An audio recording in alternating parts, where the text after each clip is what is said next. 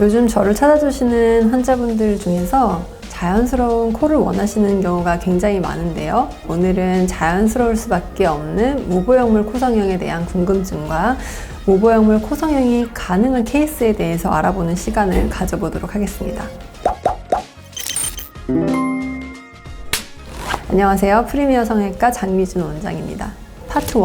무보형물 코성형이란 무보형물 코성형은 말 그대로 인공 보형물을 쓰지 않고 비중격 연골, 귀연골, 늑연골과 같은 자가 조직만을 사용해서 코 수술하는 것을 말합니다.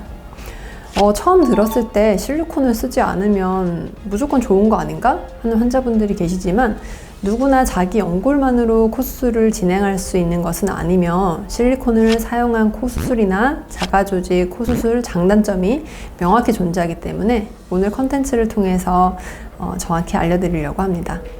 파트 2.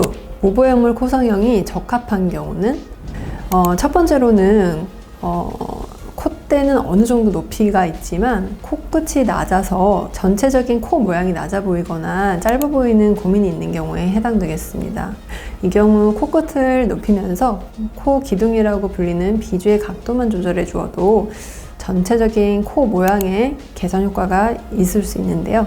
코끝 높이감을 주는데 필요한 연골을 활용해서 콧대를 채워줌으로써 높이감을 줄 수 있습니다.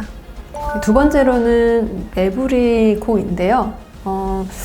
매부리 코인 경우에 무보형물로 수술을 할 때 그냥 매부리 부분을 깎아서 전체적으로 이제 코를 낮추는 방향으로 무보형물로 수술하는 경우가 많은데요. 저는 개인적으로 사실 매부리 같은 경우는 본인이 어느 정도 타고난 콧대 장점이라고 생각을 합니다. 그래서 매부리를 최대한 보존을 하고 매부리 위아래를 채워서 오히려 그 매부리를 이용해서 높이감을 만드는 것을 택하는데요. 그렇게 하고 이제 되게 매부리가 크신 환자분들은 연골 자체가 날개 연골도 발달해 있는 경우가 많습니다. 그래서 그 날개 연골을 모양을 잘 변형을 줘서 코끝 높이감이라든지 각도를 자가 조직으로 예쁘게 만드는 거죠. 그렇게 되면은 마치 실리콘을 넣어서 만들 수 있는 다소 화려하지만 자연스러운 코 모양을 만들 수가 있는 거라고 생각을 합니다. 마지막으로 인공보형물에 대한 공포감이 있으신 환자분들의 경우인데요. 이제 실리콘을 쓰는 거에 대한 그런 막연한 거부감이 있으신 환자분들이 있으세요. 그런 경우에는 사실 자가 조직만을 사용해서 코수술을 하게 되면은 그런 불안감도 없앨 수 있을 뿐 아니라 생각보다는 코끝이 꽤 많이 변하고 콧대 높이도 적당히 생기는 그런 개선 효과를 만들 수가 있습니다. 성형외과 전문의와 상담을 하셔서 실리콘을 사용하지 않고 본인 코에서 나올 수 있는 최선을 상담을 통해서 그 타협점을 찾을 수 있을 것 같고요.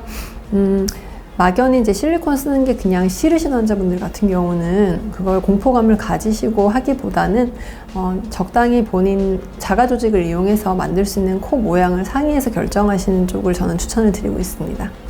파트 3. 무보형물 코성형의 장점과 한계. 코 수술은 하고 싶은데 보형물에 대한 거부감이 있는 분들은 실리콘을 쓰지 않고 전체적인 코 모양 개선이 가능하다는 것이 가장 큰 장점입니다. 환자분의 자가 조직을 사용하여 수술을 진행하기 때문에 염증과 부작용 측면에서 자유로우면서 이물감도 없는 것이 특징이고요. 하지만 한계도 분명히 있는데요. 기본적으로 높이감에 대한 한계입니다. 수술의 특성상 자연스러운 라인이 적합하지만 환자분께서 원하시는 코가 본인이 콧대가 많이 낮은 경우에 있어서 화려하고 높은 코를 원하신다면 성형외과 전문의와 충분히 상담을 하셔서 가능한 방법으로 결정하시는 것이 바람직하다고 할 수 있습니다. 파트 4. 첫 코 성형은 무보형물이 좋은가요? 아닙니다. 보형물이 들어가지 않는 코 수술은 환자분의 코 모양에 따라서 결정되는 것이지 첫 코 성형이라고 무조건 무보형물이 좋은 것은 아닙니다. 연골로 이루어진 코끝에는 자가 조직을 써서 수술해 주어야 하는 것이 맞는데요. 콧대는 이제 너무 낮은 경우는 실리콘을 써서 수술해 주는 것이 오히려 좋습니다. 보형물을 쓰지 않을 경우 만들 수 있는 데는 이제 정면 효과와 그리고 높이감을 줄 수 있는 좀 한계가 있기 때문에요. 그런 조건의 환자분들은 또 보형물을 쓰는 것이 좋겠습니다.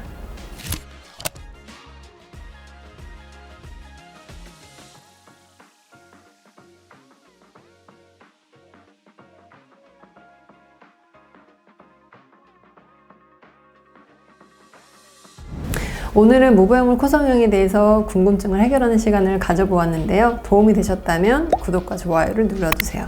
또 다른 궁금하신 점이 있다면 밑에 댓글을 통해 질문해주세요. 프리미어 성형외과 장미준 원장이었습니다. 감사합니다.